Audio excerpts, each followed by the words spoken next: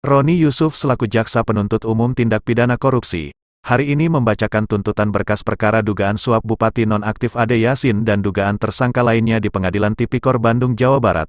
Dalam kasus ini Dinalara Butar-Butar selaku kuasa hukum Bupati Nonaktif Ade Yasin akan melakukan pembuktian dan pembelaan terhadap kliennya di agenda sidang lanjutan yang berencana akan digelar pada pekan depan.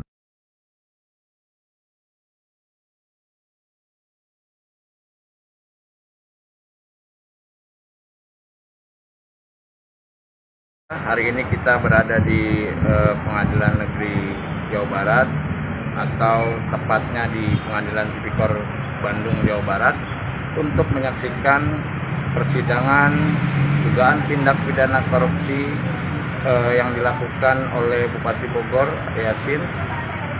Mudah-mudahan dengan kita menggali fakta-fakta persidangan saat ini akan terang benderang kasus ini bagi masyarakat Kabupaten Bogor, tentunya bahwa kebenaran akan terungkap. Dan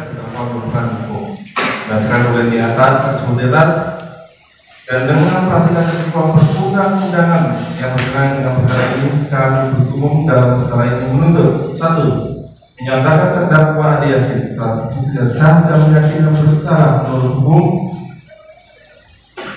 bersalah melakukan tindak pidana korupsi sebagaimana diatur dan diancam pidana pasal 5 ayat 1 huruf A Undang-Undang RI Nomor 31 Tahun 1999 tentang pemberantasan tindak pidana korupsi sebagaimana diubah dengan Undang-Undang RI Nomor 20 Tahun 2001 tentang perubahan atas Undang-Undang RI Nomor 31 Tahun 1999 tentang pemberantasan tindak pidana korupsi, junto pasal 55 ayat 1 ke 1 KUHP, junto pasal 55 ayat 1 KUHP sebagai dakwaan alternatif pertama. Menjatuhkan pidana kepada terdakwa Ade Yasin dengan pidana penjara selama 3 tahun dan denda selama 100 juta rupiah, subsidi pidana kurungan selama 6 bulan kurungan. 3. Menjatuhkan pidana tambahan kepada terdakwa Ade Yasin dengan berupa pencabutan hak untuk dipilih dalam jabatan publik selama 5 tahun setelah terdakwa selesai menjalankan pidana pokok. 4. Menetapkan lamanya pidana penjara yang dijatuhkan dikurangi seluruhnya dengan masa penahanan yang telah dijatuhkan terdakwa. 5. Memerintahkan terdakwa tetap berada dalam tahanan. 6. Menyatakan barang bukti yang barang bukti nomor 1 sampai dengan nomor 191 dikembalikan kepada penuntut umum untuk dipergunakan dalam perkara atas nama Ihsan Ayatullah dan kawan-kawan. Menetapkan agar terdakwa membayar biaya perkara sebesar Rp7.500.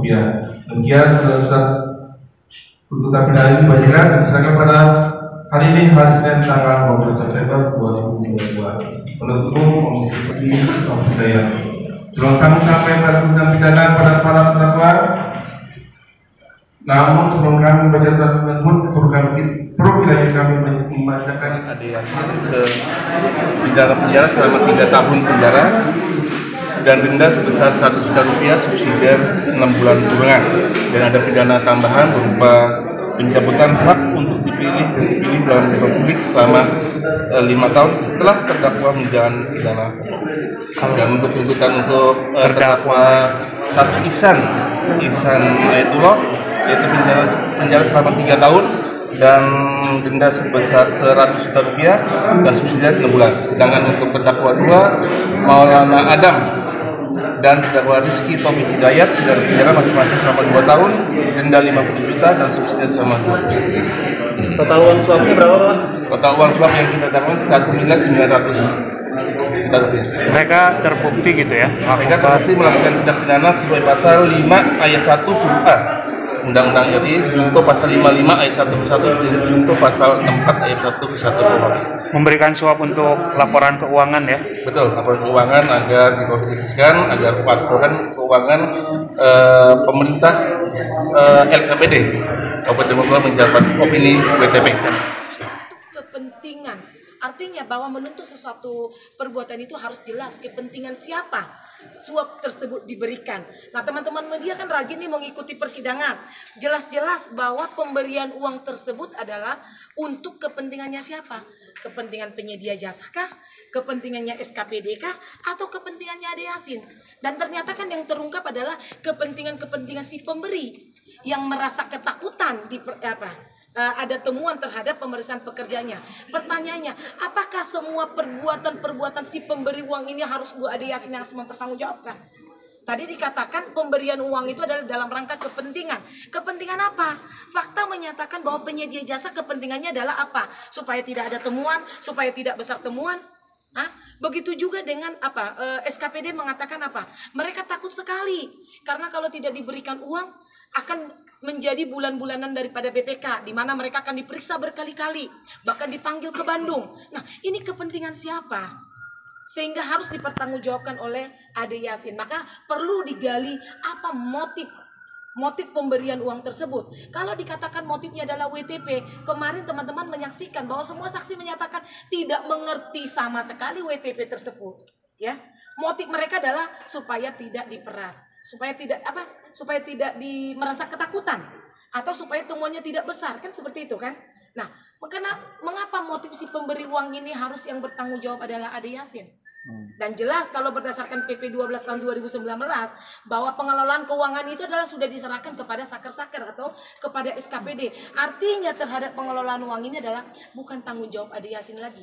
Dia dalam tatanan kebijakan, tetapi teknisnya adalah di SKPD.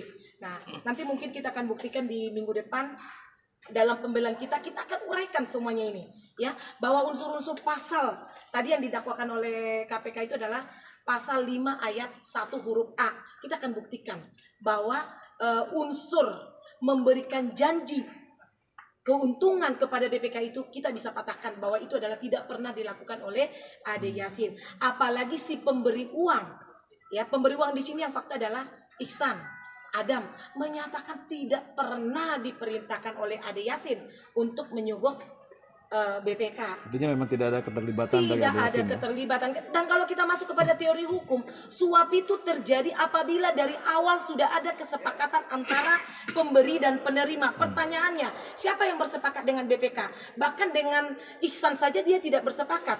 Bahkan dengan si penyedia jasa saja dia tidak bersepakat. Karena faktanya adalah